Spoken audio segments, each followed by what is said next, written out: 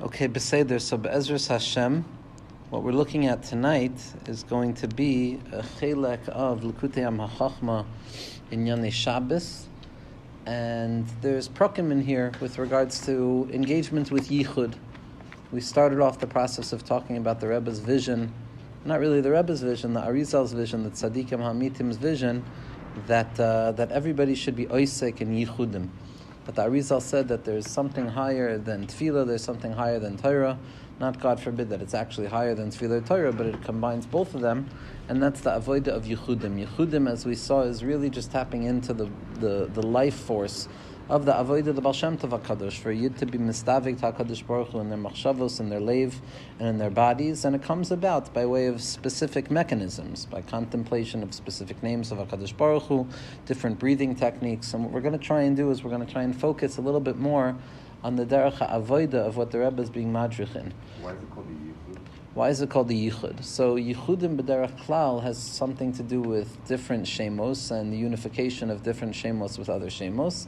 But again, the name just represents an expression of kedusha, a way that HaKadosh Baruch Hu is being megala himself in the world.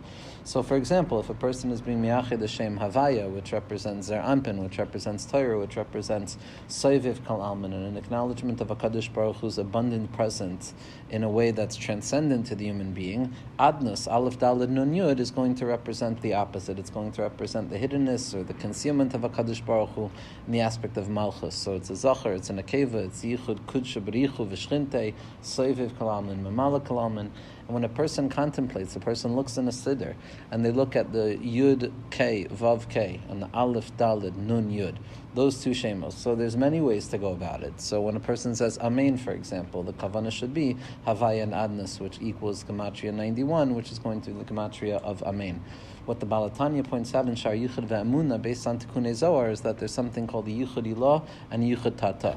Part of the element of the Yichudim is the visualization, really looking at it or contemplating it, and we're going to see what contemplation of names means. But it's, if we're talking about the Yichud Ilah, so it's the Shem Havaya, Yud K Vav K, and then spelled out in the Shem Havaya, Yud, and then there's an Aleph, and then there's a Hey, and then there's a Dalet, and then there's a Vav, and then there's a Nun, and then there's a Hey, and then there's a Yud. So when we're talking Yichud Ilah, we start off with Shem Havaya, and Adnus is contained within Shem Havaya. That means the Metzias of the worlds exists within the infinitude of HaKadosh Baruch Hu. Adnus exists within Shem Havaya. But then you have the Yichud Tata, which where you start off with Aleph, Dalet, Nun, Yud, and then you interlay Yud K Vav K into that. So you have Amen the Kaddish and one's Amen the Brachas. So that you would have to ask somebody who knows. I mean, I think each and every amen, each and every focus, there's the general principles of the Yichudim, and then there's the particularizations of the Yichudim. When it comes to the particularization of Yichudim, so there's ein sof ledavar kazeh. A person has the ability, based on the tzaddikim, to utilize different permutations of letters. But bekitzer, one of the reasons it's called Yichud is because it starts off in Pirud. Right, the implication of a unification implies a certain distance that preceded it. Right, the person is born ir para yalid adam. Right, a person is born as a space of expansion and a space of dispersion, and the job is to move from Pirud into Yichud. So the avodah of Yichudim implies a perpetual attempt of trying to come closer to the Rebbeinu Shalom. It's the yard site of the Chaban today, or yesterday was. And the Chaban was somebody who also spent an immense amount of time opening this generation up to the avodah of Yichudim. There's a profound sefer V'yachid L'Avenu and Hikitzu V'ranenu, which are all about how ultimately, b'soif yamim, in Ikvasa de Mashiach, there's going to be a necessity of individuals to engage in avodah of Yichudim. The reason avodah of Yichudim is something that's so powerful is because it transforms the space of avodas Hashem into the mind of the individual. It allows the individual to live with the real power, the real awareness of the things that I contemplate, the things that I spend time thinking about, have a pu'ula mamish on the metzias. Torah and mitzvos we understand. When a person is learning Torah, we can say that it's the Torah HaKadosha that is motivating the Or Mufla Remala that gets drawn into the world. When a person's in Tefillah, it's the expression and the experience of Tefillah. But when a person is Oisek in Yichudim, within Rishus HaYachad of their own minds, as we're going to see, what's taking place is the refinement of existence through the tools that our tzaddikim have given us within the individual themselves. The Tachlis of Yichudim is for the person themselves to become the Merkava, for the individual themselves to be transformed from being something separate and removed from godliness, stuck in a space of dispersion, and to become a site where HaKadosh Baruch Hu is Megala himself in this world, where the Avos Heim HaMerkavo. This is the fundamental secret at the core of what the Rashash is teaching us, is that the Avos have the capacity of transforming themselves into a Merkava for HaKadosh Baruch Hu, which is a secret of Hashra'ah, which is a secret of the upper world kind of folding itself into the individual's inner world. And one of the tools that we're going to see, the Iker tool and the Knisa into Avodas Hashem B'derech Klal, is B'derech Klal Malchus, right? The Gemara in Brachos says that a person has to be Nichnas B'shnei Psachim. A person has to enter into a Beis Medrash through 2 Psachim, right? And these 2 Psachim that Tzaddikim say are Yisoid and Malchus, which means Emunah and Kedusha. Emunah and Kedusha, these 2 Psachim that a person opens up their lives with. First we enter in with Emunah, then we enter into the Nekuda of Yisoid, which is the Nekuda of Kedusha. But these are the 2 Psachim that each and every person has the capacity to engage in. This is Soimech Geula L'Tfila. Tfila is Malchus, Geula is Yisoid, right? HaMalach HaGoel Osi Mikol Ra. And so when a person enters in through Malchus, that's how we are going to find the opening, because we don't operate from a top down. We don't start with Keser and go all the way down to Malchus. What we do is we start from where we're at. We start with you are here, and where we're at is Malchus, which means Bazois Yavo Aron El HaKodesh. With Zois, with the aspect of this, my experience in this world is going to be my entry point. And the way that Malchus is Neshapech into a gate for a person to encounter the elevated worlds in their own mind is going to be the fact that Malchus represents Dimyon. Malchus represents the capacity towards imagination. We spoke about this a little bit with regards to kind of the lucid dreaming that the Rebbe was speaking about, the recognition that the human being is a dreaming individual who's never really been quite awake and never really been quite in the state of slumber, but rather on the in-between. And Dimyon, like anything associated with Malchus, is going to be literally a 2-edged sword, like the Lahat HaCher v'Mitzapechas. On the one hand, it can be the thing that takes us out of Malchus and drags us into the worlds of separation. We all know that the dimyon of an Adam, as Rabbi Nassan writes so often, as Rabbi Nachman writes so often, the Kayach HaMedame is a very difficult Kayach. It's a Kayach that can take a person from one end of the world to the other in stages of Klipa or disintegration. But at the same point, dimyon is also something profoundly valuable when it comes to imagining oneself as being worthy of connection to HaKadosh Baruch Hu, of being worthy of being rooted in a world of Yichud. So the Rebbe says as follows, with regards to the Avodas HaDimyon de Kedusha, the work of holy imagination. Ikar haderech lavoy lehisboidudus ha'elyon. The main way to come in contact with the secret of the elevated form of Hisboididus. For the Rebbe, Hisboididus kipshuto mashma'u, the way Rabbi Nachman, the way Rabbi Nassan taught it over, is the Ikar Mahalach, that a person should literally be medaber ta'kadosh baruch hu ki'ish el re'ehu, but there's an added element of yichudim within Hisboididus itself, that a person is able to take their Torah, which is the yichudim, which is the asek and the shemos of HaKadosh Baruch Hu, and bring that into the avodah of Hisboididus, which is a higher level of Hisboididus to one degree or another. And the way to come to that place of Hisboididus ha'elyon, he al yedei shetchila medaber v'shoichev es nafshe la'Hashem yisbarach ad shenihiyeh batel u'mevutel elav legamrei. Okay, so he's saying what Rabbi Nachman says in Torah Nun Beis, Haneir Balayla, that a person should be mischayev benafsho by pouring out their soul and speaking to HaKadosh Baruch Hu peh el peh. V'roya eich shehakol hu or v'ziv havaya.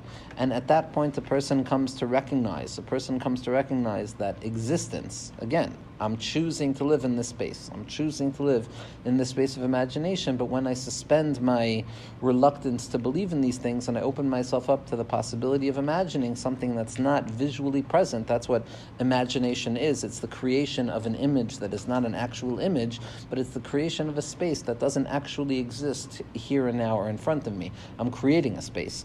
And a person comes to see how everything is just the light of HaKadosh Baruch Hu, and the shine of HaKadosh Baruch Hu. And again, the Rebbe adds over here, Ve'hinei ein l'tzayer b'shum oifen es or ha'eloki b'shum tzir gashmi. It's very important that a person not come to be magshim, this notion of HaKadosh Baruch Hu in any physicalized or limited form, koilel b'tzir or, even if it means contemplating light itself. You find in a lot of the Rishonim, in Sefer HaCharedim, Sefer HaChasidim, that a person should conceive this light that is kind of surrounding them, right? The supernal light that emerges from above and kind of subsumes the individual.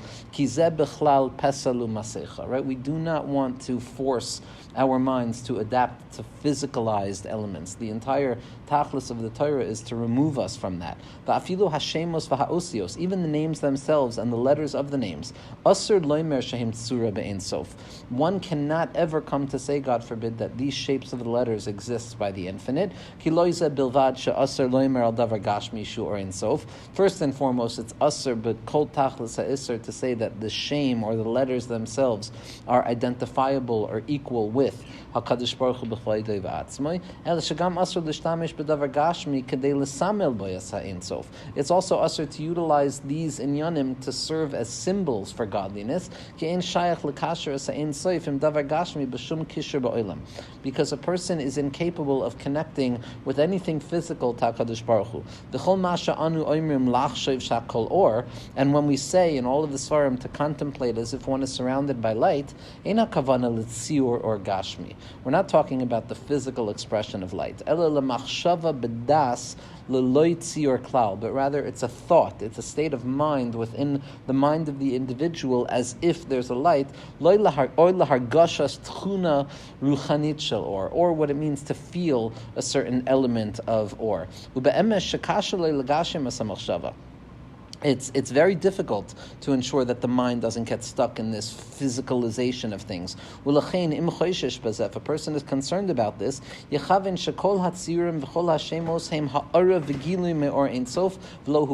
way around this is to recognize that, okay, when I conceive of light or I conceive of shemos, all it is an extension or expression of HaKadosh Baruch Hu. Beseder. The Rebbe continues and he says as follows. And this is how a person has to feel when they're davening or when they're learning Torah, that they're mukusher behechlet to the or of HaKadosh Baruch Hu. Shemispal tfilaso, he's davening, va'afim ha'adam lo yizach lekach. Even if a person is not meritorious of this, ela l'shakala, even if it's just for a minute, hu tikun gadol l'chol avonoisav v'l'chol hahastaros. Right. So these inyanim and yichudim, we spoke about this with breath as well. It's not that by way of meditating on the shemos of HaKadosh Baruch Hu, I'll come to be zeicha to a hasaga. The tachlis is not hasaga. The tachlis is not to come and grasp visions or grasp the expressions of HaKadosh Baruch Hu. If that's a matana from HaKadosh Baruch Hu, tov, but very often that's the opposite of the ikr. The ikr is emuna and sha'ashuei emuna. And the tachlis, the way that we get to emuna, the segula to come to emuna, is to be mispoinen on the names of HaKadosh Baruch Hu. So even if it's for a minute, then it serves a profound purpose. If I think the only tachlis is how long can I meditate for on the Shem Havaya, then a person's going to become nibul baal, because they're going to think it's only if I hold my meditation long enough, then I'm doing something right. But as the Rebbe is saying here, it's a segula. By way of thinking about the Shemos, I'm ma'oirer, a tikkun avonos, and I'm megale all the or in the hastara. Ki kasher mishtamshim b'dimyon de kedusha ba'oifen hanochon v'ha'amiti. When a person utilizes the power of holy imagination in the right and honest way, and again, what we're describing imagination here is the ability to feel something or see something in the mind's eye, in spite of the fact that if somebody were to ask me to swear that it exists, I wouldn't be able to. If somebody told me to put my money on the fact that this thing is real as anything else, I wouldn't be able to. It's a real imagination, but it's not real in the way that something else is real. It's an imagination, which means that it's a something and nothing at once. It's conjured up in the mind's eye, which means that it's my bechira to live within this mindset. That's what imagination means. I can imagine myself as if I'm in a particular space, and memela, that imagination is real in spite of the fact that it doesn't point to anything physicalized or actually real. But when we utilize the dimyon de kedusha in the right way, azay hashefa choizer laredes el malchus ketikuno. When I utilize my imagination, the lowest part of myself, memela, what I'm doing is I'm drawing down the light of HaKadosh Baruch Hu back into into that lowest part of myself. So what the Rebbe is saying is something incredible.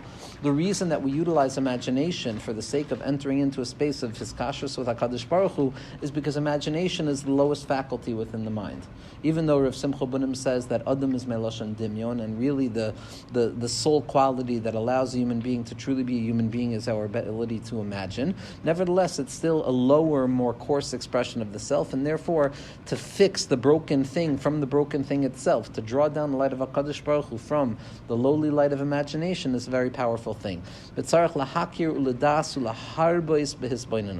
Now here, a person needs to enter into the mindset of Chabad, right? Not only Breslov, where it's hisboidedus, but rather a person needs hisboidedness, meaning I need to know what these names mean. I need to know what are the synonyms associated with Shem Havaya, what are the synonyms associated with Adnas, what does Eke mean, what does Eloikim mean, what does Kel Shakai mean, what do these names mean, what do they mean to me, what do they mean in the Torah, what do the Tzaddikim say they mean, and when these words and these names become pregnant with meaning, then when I contemplate on these names, if I spend time thinking about Haya, Hoiva, V'yihya, Masha, Haya, Koidem, Abriya, that which was before, that which is during, and that which will be after, and how HaKadosh Baruch Hu is Mahava everything, then when I contemplate Yud Kei Vav Kei, or if I know that the Kutzah Shel Yud is Keser, the Yud is Chachma, the Hey is Bina, the Vav is Zer Anpin, and the Hey is Malchus, then when I'm contemplating the names of HaKadosh Baruch Hu, they mean something to me. They fill me with a certain sense. They fill me with I know what the Svarim say about this. Chabad says this. The Rebbe Rashab said this about the Shem Havaya. So this is the Havana, this is the hisboinenus that I'm choosing to utilize as I enter into the yichud of that Shem. I need to utilize the hisboinenus to recognize that all of these names come to represent the singular and simplified light of HaKadosh Baruch Hu, and the simplest truth, which is the most complicated one to come to understand, which is that Ein Oin Milvado Kipshuto Mamish. Everything is an expression of HaKadosh Baruch Hu. And in order to do this, a person has to utilize that lower place of Malchus, which is the sanctified imagination. Liroi suletzayer shem havaya kenegdo. To imagine in my mind's eye, in one way or another, to the best of my ability, the shem havaya kenegdi. Right? So, for me, I can't visualize a shame, but I can visualize the fact that I can't visualize them, and somehow, some way, that becomes the external shape of the Shem Havaya. So there's like, my inability to contemplate on the Shem Havaya creates a space where the Shem Havaya should theoretically be. That's like where I'm at in my mind. Other people have more visual minds, and people are capable of really imagining. Again, this is halacha lemaisa. This is the first siman in Shulchan Aruch. Shavis Yashem l'negdi tamid. Liroy suletzayer shem havaya kenegdo. Liros panei hatzadikim hakadoshim b'dimyon. To contemplate the face of a Rebbe. Again, this is not to daven to a Rebbe. This is not to identify the Rebbe, God forbid, as anything other than what a Rebbe is, which is a shliach tzibur or a shadchan that's there to connect me to my higher self, to reveal the nekud of tzaddik within me. But there's a heilige way of being ma'orer, a sense of kedusha by contemplating the tzaddikim, by contemplating the face of our tzaddikim to be ma'orer us, the same way that we go to kvarim to daven. And to be aware of the fact that really everything that I'm experiencing in this world, in spite of the fact that it doesn't make sense how or why, because here we're utilizing imagination, which means that it's not factual, it's not rooted in evidence, it's rooted in my imagining, which is that in truth everything is or pashut, everything here exists within a singular and unified light of HaKadosh Baruch Hu. Person has to ensure that we're not allowing ourselves to get trapped into the natural tendency to make idols out of God, to make something real and something megusham that I can grab hold of. This is the most basic desire of a human being. This is what Yiddishkeit comes to fight against. Avram Avinu was an iconoclast. He came and shattered icons. He came and said, I don't want idols that can be weighed, measured, and placed in the pocket. God is far bigger than that. So what God is, I can't tell you. I can only tell you what God is not, but what I'm certain about is that God is not limited to some sort of idolatrous expression of physicality or any type of measurement. And that's what a person has to ensure. Rabbi Nachman says this is true when a person is teaching Torah itself, La yomish sefer Torah mipicha, that you should not allow the Torah to become megusham through your speech, meaning we have a tendency to want to make something very real. The commodity that we operate with is something real, material things that we can grab hold of. So it's all too natural for a person to want to take the visions of godliness or the thing that provides the deepest level of comfort and to make it something real that I could put it in my pocket and I could bag it and I could send it to the store. But in truth, the real secret is that avoida, the kedusha, is ensuring that we don't come to that place of not to make a masecha. This is what the Meshiloach says very powerfully in Anoichi Hashem Elokecha. Why not say Ani Hashem Elokecha? Why say Anoichi? So Zakta Meshiloach, had it said Ani, a person may have thought that HaKadosh Baruch Hu had fully revealed himself at Har Sinai and emptied himself out of all revelation to the degree that there was nothing left to grasp of HaKadosh Baruch Hu. Adding the Chaf HaDimyon within Ani is telling us that everything that I chap of HaKadosh Baruch Hu is rak b'derech dimyon. It's a chaf hadimyon. It's ki-ani. It's anoichi. It's only what I am conjuring up in my mind. Kol chad v'chad lefum shira delay. Each one in accordance with the conjecture of their own heart. And Zakta Meshiloach, this is why right after anoichi is lo yeh lecha elokim acherim. Don't make a pesel. Why? Because if you think that Hashem has revealed everything in the ani and there's no chaf hadimyon, then the next step is making a pesel.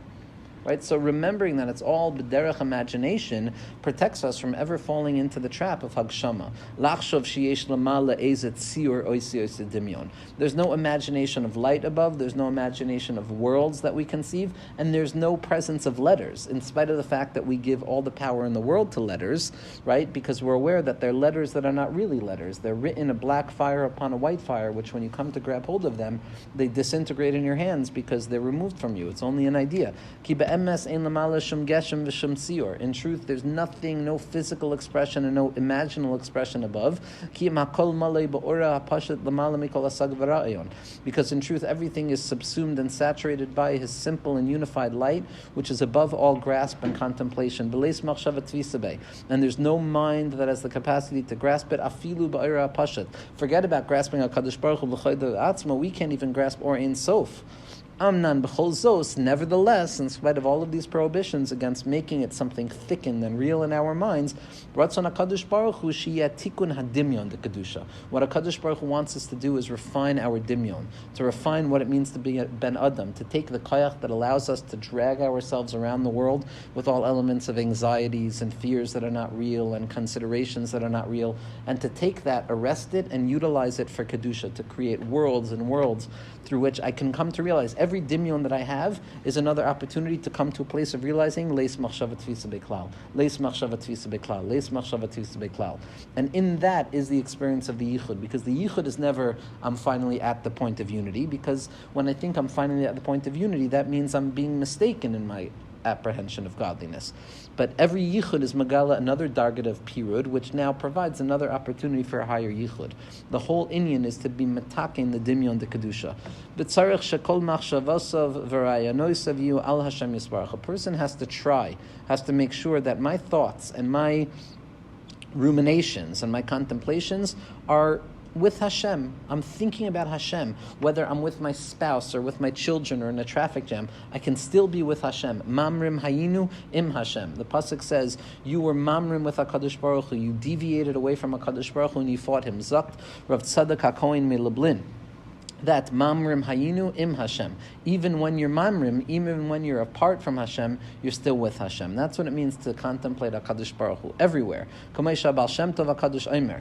Like the Baal Shem Tov HaKadosh taught us, sheyehudi tzarech lachshoy v'lispainin kol eis ba'lukusei yisbarach shemoy u'lasiach nafshoy lefanav b'machshavoisav. Right before Rabbi Nachman, his this was b'machshava. Even though way before even the Baal Shem Tov, his this was b'peh. It was also a contemplative thing. For the Baal Shem Tov, a person has to spend every moment of their lives in a state of conversation with HaKadosh Baruch Hu in their thoughts. My thoughts are perpetually connected to HaKadosh Baruch Hu. Adam nimsa eitza machshavaisav. Where my thoughts are is where I am at. And if I am contemplating myself with the Rebbeinu Shleilam, even if it's a makif, the unconscious, the unconscious, nevertheless my mind is still makusher to HaKadosh Baruch Hu. Matai ezke liyos ma'oinu bayis leifnei Hashem yisbarach. Like the Baal Shem Tov said, a person's hargasha shouldn't just be contemplating Hashem, but asking the question of when will I come to a place where I can become a merkava to HaKadosh Baruch Hu. There's also an element of prohibition to be masiach my das away from HaKadosh Baruch Hu. Kavana means a singular, focused, attentive mind to the one particular thing in front of me. And after a number of words that I allow to leave my mouth, I have to remember HaKadosh Baruch Hu how I'm connected to HaKadosh Baruch Hu to close my eyes before I allow my natural self to continue on in tefillah, and to imagine, Rebbeinu Shloim, if I believe in anything, this is what I believe in. I'm mukusher to you right now. I don't feel it, I don't see it, I don't smell it, I don't hear it, but I can imagine it. And in that sense, I'm utilizing my dimyon de kedusha, v'lo tiyezu ha'avoida chas v'shalom kala b'einav. And a person should not allow this mindset to be something cheap. There's nothing more significant than refining the dimyon to be mukusher to HaKadosh Baruch Hu. Ki usoid giloy ha'atara shu b'chinas ha'malchus shu malan niskav ha'oid. The giloy, the tachlis of all things, is the hisgalus of malchus to kedusha, which is the ability for an individual to imagine, to utilize their minds, to connect themselves to places that theoretically we could not have gone to otherwise. But we have to ensure that we don't allow our imaginations to become thickening agents that keep us stuck in this metaphysical prison that needs HaKadosh Baruch Hu to be something tangible, that needs godliness to be something graspable, measurable, identifiable. It's all too natural for us to want that, because Amunah is the most difficult avodah. It's the kasha sheba avodas. As Rabbi Nachman says, that there's going to come in time be'ikavas of the Mashiach that an ish pashat v'kasher sheish la Amunah pshuta is going to be a bigger chiddush than the Baal Shem Tov HaKadosh. Right? And a person has to ensure that they realize that this is mamish the avodah. A person has to understand that when I contemplate HaKadosh Baruch Hu as He relates to me in my life, it's not that this is exactly how He exists up there. In truth, above, we're talking about ayin, we're talking about nothingness. It's a real nothingness, but it's a nothingness nonetheless. All we're talking about is an infinite light. Amnan midas ha-malchus. But the midah of malchus, the lower part of ourselves, hu hashar v'hapesach, it is the gate and the opening, sh'Hashem Yisbarach nasan lanu, that HaKadosh Baruch Hu has placed in our minds, liftoyach esharei ha'olamas ha'elyonim. Imagination is the gateway that HaKadosh Baruch Hu has given to human beings to enable us to conceive of a life beyond what is tangible, what is real, what is measurable, and what is provable. But the fact that HaKadosh Baruch Hu gave us the capacity towards imagination does not mean that there's an actual image above, God forbid, but the chiddush is Ela hadimyon de kedusha shenasan lanu Hashem Yisbarach hu ha'aschala v'hamafteach shenimsa etzel hashchina HaKadosha. The dimyon, contemplating Shemos, contemplating Kadosh Baruch Hu's presence in my individual experience, is the Pesach to being Makasher to the Shechina. Sha'al Yadai Efshar Leftoyach Kol HaSha'arim Lahichalos HaElyonim. And the Shechina HaKadosha is the gatekeeper. The Shechina HaKadosha is the beginning, it's the middle, and it's the end. It appears at first glance to be the lowest, but once a person accesses the aspects of the Shechina through Emunah, through Tefillah, through Dveikus, and all of these things which are belittled in the general history of what we conceive of as what's most important in Avodas Hashem, all of these things which seem to be meaningless vehicles are in truth going to be revealed to be the very fundamental thing that we're searching for. Emunah. Ubetnai sha'adam mishtamish by kedusha. As long as a person is engaged in kedusha. Biram, generally, a person cannot belittle this avodah. A person cannot say Amunah is something small, imagination is something small, spending moments during the day contemplating the shemos of HaKadosh Baruch Hu, even though I know I'm so far from that avodah. We have to recognize the value of the lowest expression of ourselves, which is an Evan Masu Habanim Haisalorish Pina. It's the greatest investment one can make. It's the cheapest, which is going to be ultimately the one that's worth the most. It's malchus, it's despised, it's leis lemigam meklum, it appears to have nothing, but at the very same point it has everything. It's able to say that it's nothing because it doesn't need to identify itself as anything specific, because it trusts what it is, which is everything. Shua emuna beside dimyon de kedusha. Emuna is the secret of dimyon de kedusha, because emuna in the end of the day is improvable. As Rabbi Nachman says, when someone comes and asks me, what am I ma'amin in? If I can answer them, then I'm not talking about emuna. I can use seichel and haskala and hisbaininus to be the gateway towards emunah, but at the end of the day, emunah is going to be that thing which reminds me that in the end of the day, I don't have a grasp. And in truth, that which is most despised is nothing more beautiful in the eyes of HaKadosh Baruch Hu than an individual who tries to utilize that lowest aspect of themselves, that malchus de kedusha, to elevate ourselves ever so slightly out of our stuckness through yichudim. Ach kol zeh b'tanai shu mechuberes bad v'bad m'avodas halimud b'asma de gedola b'harbe koles. Right, but never forget what the other ikar is, which is utilizing teferes, utilizing Torah, utilizing hasaga, utilizing the experience of knowing something practical, tangible. Because if I'm only stuck in malchus de kedusha and I don't have anything tangible to grab hold of, then my malchus, my dimyon, can take me far off field. When I'm learning Torah, when my machshavos are in Torah in one way or another, in the osios of tefillah, then I can trust that my dimyon is going to bring me to the healthy places. And the Rebbe continues. And the Rebbe says as follows: Be'emes, and with this we're going to end. Be'emes, zu madrega shel ka'asher yadaber ish el re'ehu. Utilizing dimyon in the process of hisboidedus, utilizing our imagination as if we're standing in front of the Rebbeinu Shalom, like the Rambam paskins la'alacha, that what a person needs to contemplate in Shemona Esrei is ki'ilu oimid lefnei HaMelech. Ki'ilu oimid lefnei HaMelech. Why not just say oimid lefnei HaMelech? L'chayro, we take the Rambam's words seriously. Elama, it's a dimyon. Ki'ilu is a dimyon. Ki'ilu is what Chazal gave us. It's the secret of dimyon de kedusha. That the dimyon is something is not just an imitation. It's the Pesach into the real thing. I just saw from Rav Yitzchak Isaac Mehamel that the ki'ilu is the beginning of a hasaga of something. When I realize that it's only like I have it, that's part and parcel of actually having something. And this is the aspect of tefillah. Kasher yidaber isha re'ehu titaken liyos loirak b'dibor eluhu adin b'machshava. And it's possible that the laws of hisbodedus don't only apply to dibor, but they're also true with regards to machshava. Ki machshava sa'adam gamkein kemin dibor. Because in truth, there's an aspect of dibor sheb'machshava, thought speech, or my thought language.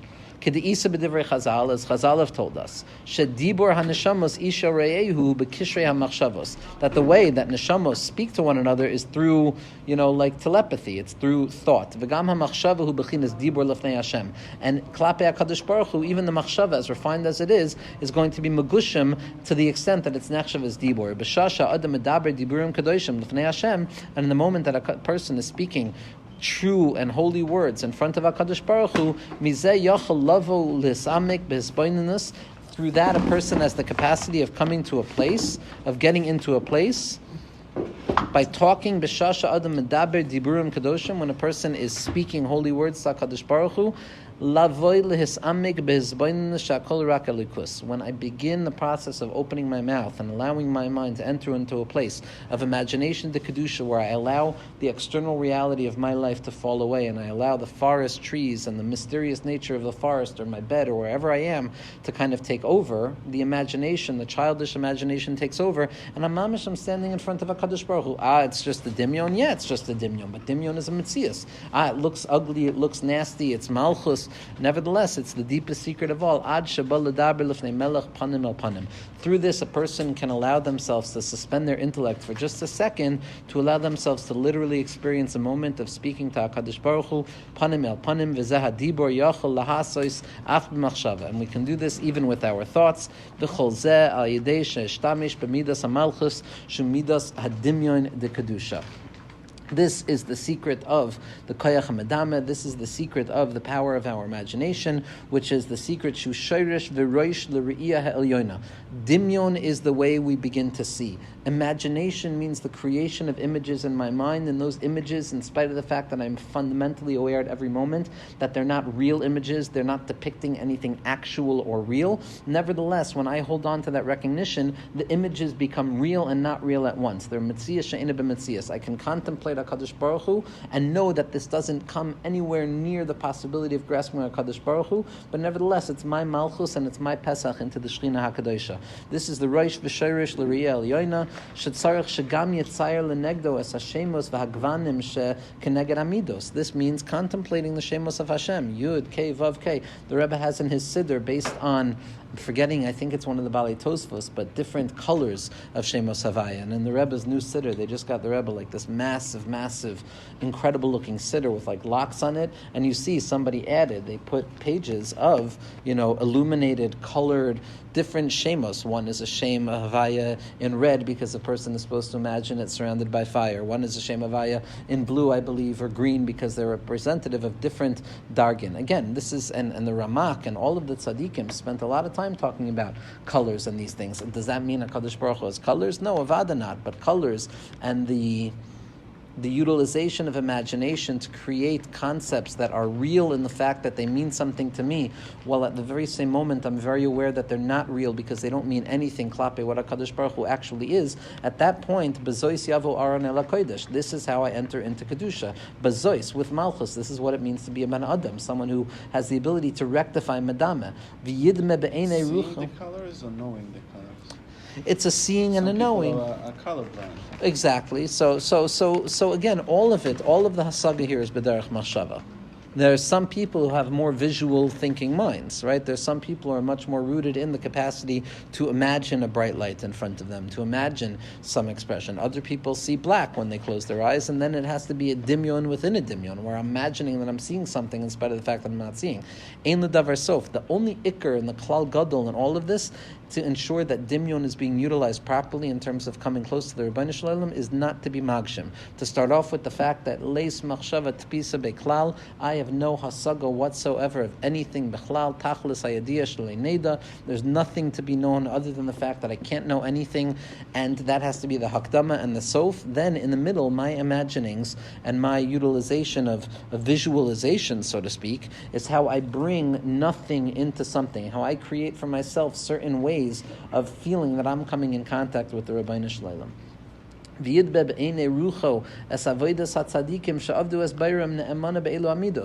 it's okay to contemplate one sitting, to talk, to have a conversation with one tzaddik, to have a conversation. Again, not to utilize the tzaddik as any tool in terms of coming closer to HaKadosh Baruch Hu by way of contemplating the tzaddik themselves, but utilizing the image of the tzaddik, utilizing the fact that tzaddikim existed, or whatever the tzaddik may have looked like. There was a big excitement when someone had a dream about what Rabbi Nachman looked like. I remember it was a number of years ago, and there was a machlokas amongst the mashbiim. I think it was with a red hair and a red beard, and there were some tzaddikim who said it's good, some tzaddikim who said it's not good. But again, it's allowed for a person to contemplate what their tzaddikim may have looked like. When a person does this, azayu ba l'dveikas gedola. Bekitzer, the Baal Shem Tov HaKadosh writes in numerous places. Didn't really look like the image of the Chafetz Chaim. Now they found. But Yeah. that's a good raya, right? Everybody spent many years thinking that the person who wasn't the Chafetz Chaim was the Chafetz Chaim. So does that mean every time they looked at the Chafetz Chaim's picture when it wasn't really the Chafetz Chaim, it's a nebuch on them? No, it was mamish the Chafetz Chaim for them. It's the same Inyan of the Maisa, the Chacham, and the Tam. That the Tam says, bring me my steak, and the wife brings the bread. And he says, this is delicious. Bring me my wine, and the wife brings the water. Bring me my beautiful coat, and the wife brings the torn rags. I heard from Rebbe Kiva Shlita, who's the Talmud Mufak of the Rebbe, that mamish, it's like man. When he contemplated enough that he was eating steak, he tasted steak. Kimanhu, it's in emuna. It's not the actual gastro experience of eating steak. That's the physical experience of it. That's got nothing to do with the mitzias. The real mitzias is that it's what I choose to think about, what I choose to contemplate is going to be the gateway. And I promise you, something that has been beneficial for me is to spend some time trying to contemplate the Shem Havaya. It's the first halach in Shulchan Aruch, and it's the simplest thing that a person can try and do.